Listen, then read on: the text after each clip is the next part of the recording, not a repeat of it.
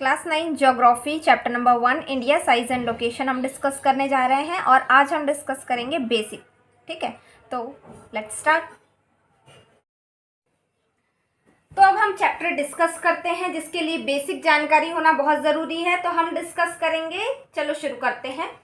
सबसे पहले मैं ड्रॉ करूंगी ग्लोब को। ये मैंने ड्रॉ किया। अब इसके लिए बेसिक्स जो है वो हमें जानना बहुत ज़रूरी है, जैसे कि हम लैटिट्यूड और लॉन्गिट्यूड पढ़ते आए हैं। ठीक है, तो अभी भी कई बच्चों को कंफ्यूजन होती है कि लैटिट्यूड क्या है, लॉन्गिट्यूड क्या है। ठीक है, तो ग्लोब में वो इमेजिनरी लाइंस जो कि ऐसी तरह से खींची जाती है, ऐसे मतलब कि जो सोई हुई होती है, लेटी हुई होती है, इसे कहा जाता है लैटिट्यूड। ठीक है, अब ये सारी इमेजिनरी लाइन है ना, नेचुरली कोई ऐसी लाइन हमारे अर्थ में किसी ने खींची नहीं है। This all are imaginary lines. तो इस तरह से ये जो लाइन्स होगी ये इमेजिनरी लाइन्स है और ये कहलाती है लैटिट्यूड।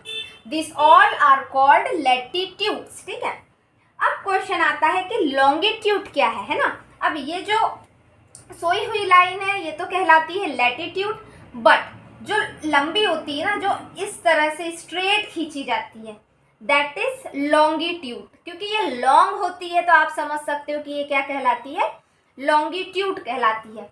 तो अब मैं ड्रॉ करूंगी लॉन्गिट्यूड। इस तरह से ड्रॉन है हमारे ग्लोब में लॉन्गिट्यूड। ठीक है,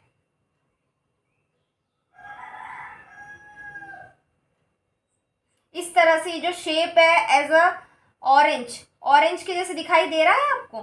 तो इस तरह से जो है हमारे ग्लोब में लैटिट्यूड्स और लॉन्गिट्यूड्स ड्रॉ की गई है। ठीक है, ग्लोब में हमारे। अब हमने देखा कि ये लैटिट्यूड है, ये लॉन्गिट्यूड है। ये जो है ये वाली लाइन जो है ये कहलाती इक्वेटर, जो सेंटर में है हमारे ग्लोब के।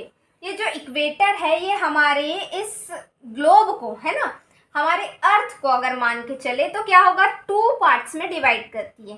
तो इसका ऊपर वाला हिस्सा जो है ये क्या कहलाएगा, पूरा का पूरा ये कहलाएगा नॉर्थ। ठीक है, इसका नीचे वाला हिस्सा कहलाएगा साउथ। तो हमने देखा है जो मैथ्स हम लोग पढ़ते हैं ना, उसमें इसको क्या कहा जाता है, इस शेप को, जैसा कि हमारा ग्लोब है, इस शेप को स्फेरिकल शेप कहा जाता है। तो अब ये जो है स्फेरिकल शेप का इतना पार्ट अगर मैं देखूँ सिर्फ ऊपर वाला, तो ये एक आधा स्फेरिकल हो जाएगा, मतलब हाफ स्फेरिकल हो जाएगा, जिसे हेमिस्फेयर कहते हैं ना, सेम वही। तो इस पार्ट को कहा जाएगा नॉर्दर्न हेमिस्फेयर। ठीक है, सेम सिचुएशन नीचे भी होती है। एक स्फेयर का आधा पोर्शन मतलब कि हेमिस्फेयर, और कौन सा पार्ट, ये कौन सा डायरेक्शन है, ये है south, so it is called southern hemisphere. ठीक है, अब हम डिस्कस करते हैं आगे की प्रोसेस। हमने देखा है अभी लैटिट्यूड और लॉन्गिट्यूड को। ठीक है ना, इसके अलावा हम डिस्कस करते हैं कुछ लैटिट्यूड्स जो बहुत ज़रूरी है। और हाँ, लैटिट्यूड सबसे पहले हम डिस्कस करते हैं, जैसे हमने अपने प्रीवियस क्लासेस में पढ़ा है। अभी मैं इसे रफ कर देती हूँ। ठीक है, आप लोग देखिए जो हमने प्रीवियस क्लासेस में पढ़ा था, क्लास 6 से वैसे हम पढ़ते आते हैं ये सारी चीज़ें, तो हमें कुछ इम्पॉर्टेंट चीज़ें को अभी वापस से रिकॉल करना है। ये वापस से मैंने ड्रॉ किया।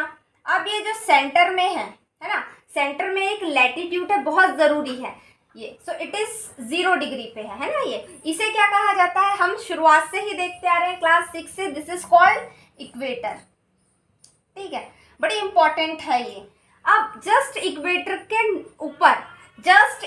के ऊपर एक और लैटिट्यूड है, और ये लैटिट्यूड कहलाती है ट्रॉपिक ऑफ कैंसर। सेम अगर हम साउथ के तरफ देखें, यानी कि इक्वेटर के जस्ट नीचे, तो नीचे जो है एक और लैटिट्यूड है, and that is tropic of Capricorn.